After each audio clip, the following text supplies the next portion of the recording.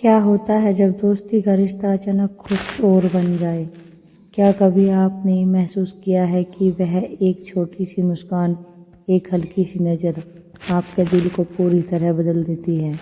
अगर आप भी कभी अपने दोस्त के लिए ऐसी भावना महसूस कर चुके हैं तो इस कहानी को अंत तक जरूर देखें। यह कहानी एक ऐसी दोस्ती की है जो प्यार में बदलने वाली है।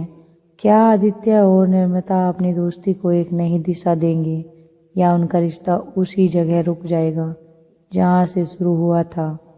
अगर आप भी जानना चाहते हैं तो वीडियो के साथ बने रहें और इस सफ़र का हिस्सा बने। कुछ रिश्ते अनजाने में बनते हैं, जैसे हवा का एक हल्का झोंका जो बेपरवाह बहता है और धीरे धीरे अपनी ज़िंदगी अपनी मंजिल पा लेता है। प्यार भी कुछ ऐसा ही होता है, धीमा, गहरा और कभी कभी दोस्ती के पर्दे के पीछे चुपचाप सांस लेता है। जब दो दिल एक दूसरे के करीब आने लगते हैं तो हर मुलाकात में एक खास गर्माहट महसूस होती है। वह पहली नज़र जो दिल को हलचल से भर देती है, वह पहली मुस्कान जो अनजाने ही होठों पर अपना असर छोड़ जाती है, और वह पहली छुअन जो बिजली की तरह दिल से होती हुई रगों में दौड़ जाती है। सब कुछ जैसे किसी खूबसूरत सपने का हिस्सा लगता है।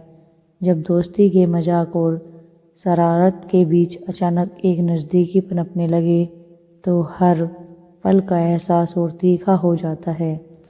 वो पल जब निगाहें बिना कुछ कहे गहरी बात कह जाती हैं और एक हल्की सांस भी भरी लगने लगती है। उस पहले स्पर्श की मादकता, जब दिल चाहने लगता है कि समय यही ठहर जाए।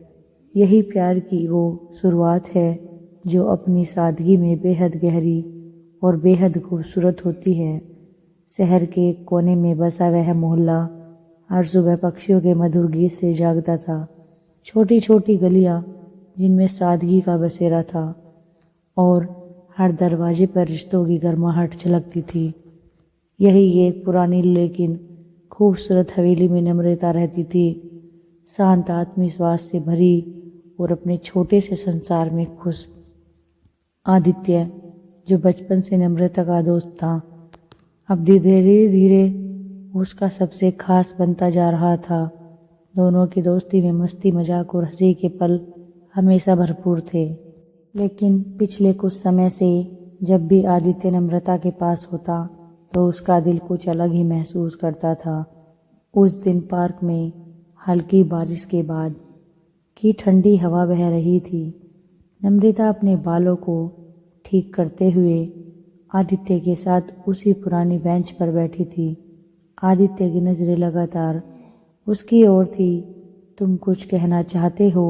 नम्रता ने मुस्कुराते हुए आदित्य से कहा। आदित्य ने थोड़ी झिझक के साथ कहा, नहीं नहीं, बस देख रहा था कि बारिश के बाद तुम्हारे बाल कैसे और खूबसूरत हो गए हैं।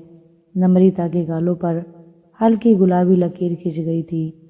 उसने नजरें झुका ली, लेकिन दिल में हलचल शुरू हो चुकी थी। कुछ देर तक दोनों चुप थे। तभी आदित्य ने धीरे से उसका हाथ पकड़ लिया।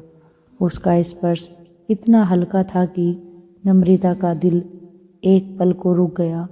नम्रता, आदित्य की आवाज़ धीमी थी, लेकिन उसकी गहराई ने नम्रता के दिल को छू लिया।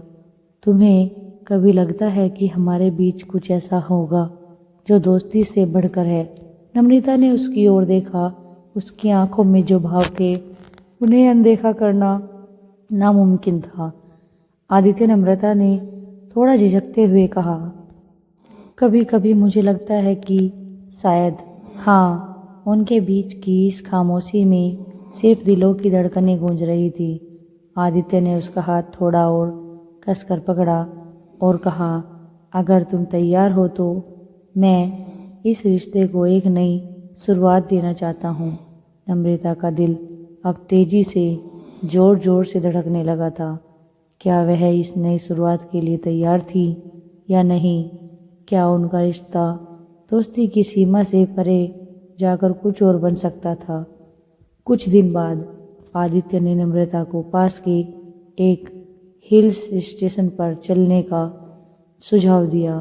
वहाँ एक खूबसूरत झील थी जो दूर दूर तक फैली हुई पहाड़ियों और सूरज की सुनहरी किरणों से झिलमिला रही थी। नम्रता को यह प्रस्ताव बेहद खास लगा। वे दोनों एक छोटे से बोट में बैठकर झील के बीच तक पहुँचे। हल्की हल्की ठंडी हवा उनके चेहरों को सहला रही थी और आसमान धीरे धीरे नारंगी रंग में ढल रहा था। आदित्य ने नाव रोक दी और नम्रता की ओर मुड़कर उसे निहारने लगा।